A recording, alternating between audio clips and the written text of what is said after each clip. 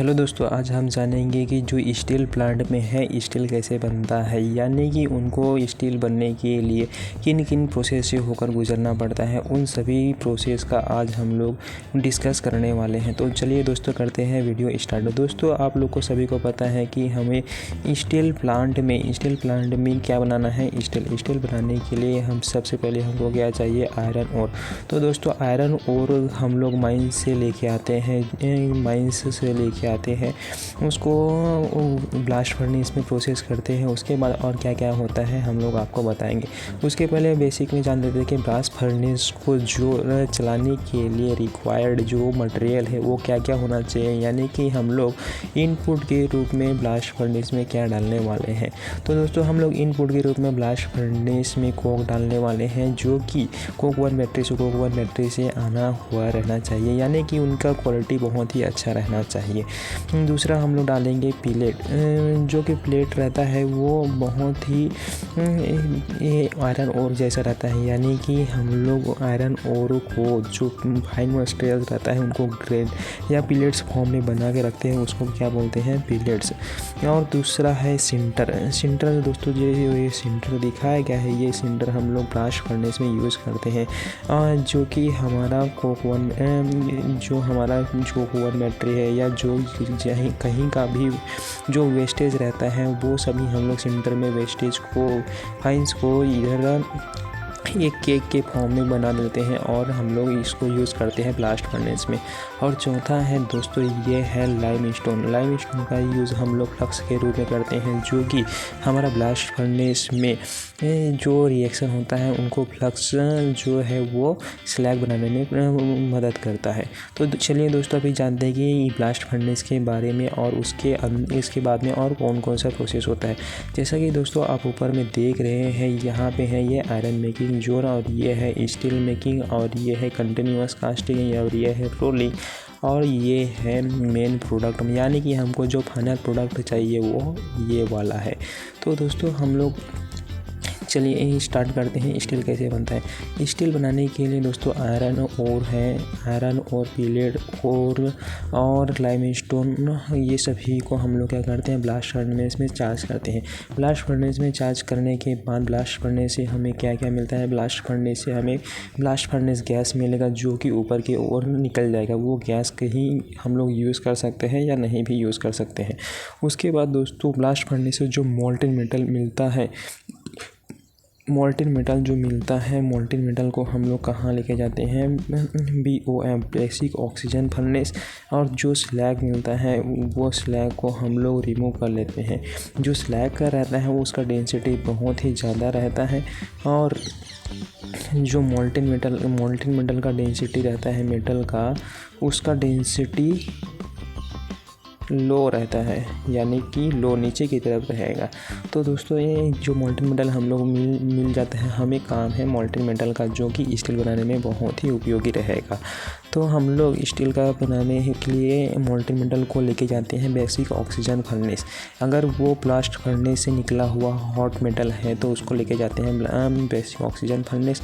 उसी तरह दोस्तों, अगर वो ब्लास्ट फर्नेस का मोल्टेन मेटल प्लस स्क्रैप भी यूज़ करना है, तो स्क्रैप अगर यूज़ करना है हमें स्टील बनाने के लिए, जो स्क्रैप है उसको यूज़ करना है, तो हमें चाहिए इलेक्ट्रिक आर्क फर्नेस।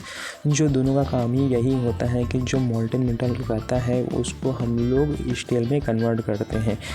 दोनों का फंडा सेम ही है। ये बेसिक ऑक्सीजन फर्नेस और इलेक्ट्रिक आर्क फर्नेस का, ये दोनों एक जैसे ही काम करते हैं, लेकिन यहाँ पे मैक्सिमम क्या होता है, मोल्टेन मेटल का यूज़ होता है, और इलेक्ट्रिक आर्क फर्नेस में हमें स्क्रैप का यूज़ कर सकते हैं।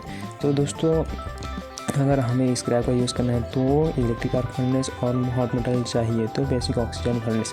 दोनों में सिलिका रहेगा और कार्बन का रिमूवल करते हैं और मैग्नीज का रिमूवल करते हैं।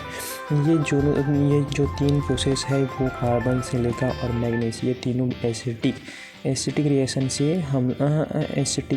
से वो रिमूव हो जाता है। लेकिन हमें सल्फ़र और फॉस्फोरस इसको रिमूव करने के लिए हमें जो बात का टेम्परेचर है वो क्या होना चाहिए, बेसिसिटी रहना चाहिए, यानी कि बेसिक उसका बात का रहना चाहिए, बेसिक रहना चाहिए। तो दोस्तों बेसिक बनाने के लिए हम उसमें लाइमस्टोन यूज़ करते हैं। लाइमस्टोन जो यूज़ करते हैं CaO जो कि लाइमस्टोन कहलाता है, इसको यूज़ करते हैं, जो कि फ्लक्स का भी काम करता है और स्लैब बनाने में भी प्रोड्यूस करता है।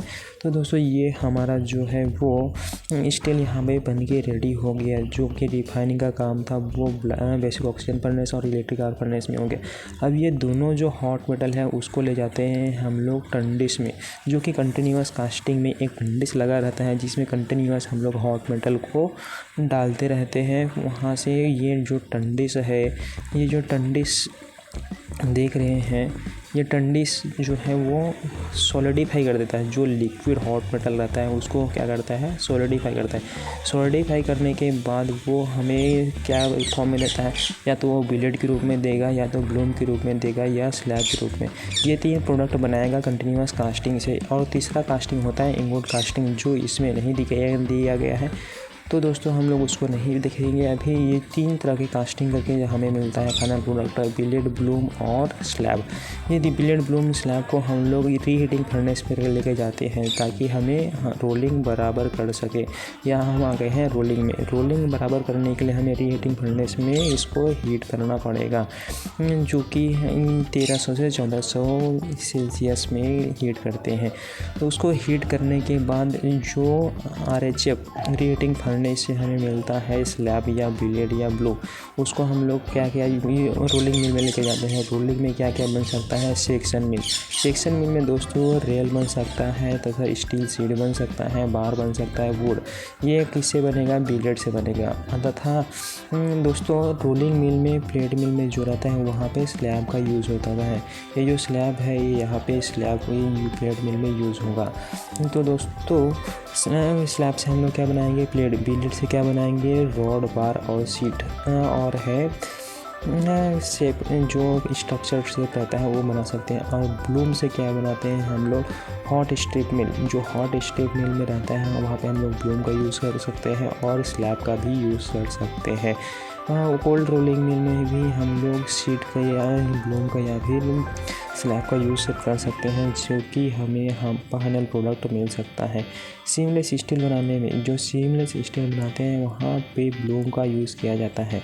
तो दोस्तों ब्लूम बनाएंगे, यहाँ से इसको लेके जाएंगे और ब्लूम को क्या करेंगे, रोलिंग बनाएंगे, तो हमारा क्या बनेगा, मेन प्रोडक्ट मिल जाएगा। तो दोस्तों ये रहा हमारा A to Z iron ore से स्टील बनाने का तरीका। तो सबसे पहले एक बार और रिव्यू देख लेते हैं दोस्तों कि कैसा बन रहा है। सबसे पहले हमारा जो आयरन ओर है ब्लास्ट फर्नेस में जाएगा, ब्लास्ट फर्नेस में BOF में जाएगा या EAF इलेक्ट्रिक आर्क फर्नेस में जाएगा। दोनों का जो मोल्टन मेटल मिलेगा वो कंटिन्यूस कास्टिंग में जाएगा। कंटिन्यूस कास्टिंग से कास्टिंग होके वो जाएगा बिलेट, ब्लूम या स्लैब बन जाएगा। इस बिलेट, ब्लूम या स्लैब को हम लोग रीहीटिंग फर्नेस में हीट करेंगे। रीहीटिंग फर्नेस से हीट करने के बाद हम लोग रोलिंग मिल में जाएंगे। रोलिंग करने के बाद हमको मिलेगा बार मिलेगा, प्लेट मिलेगा तथा वायर मिलेगा तथा हॉट स्ट्रिप में लेके जाएगा तो हॉट स्ट्रिप मिलेगा तथा अगर और उसको और सीमलेस पाइप बनाना है तो पाइप भी बना सकते हैं। इस प्रकार दोस्तों हम लोग स्टील प्लांट में आयरन ओर से स्टील बना सकते हैं। ये वीडियो आपको कैसा लगा ज़रूर बताइएगा। थैंक यू, मिलते हैं अगले वीडियो में।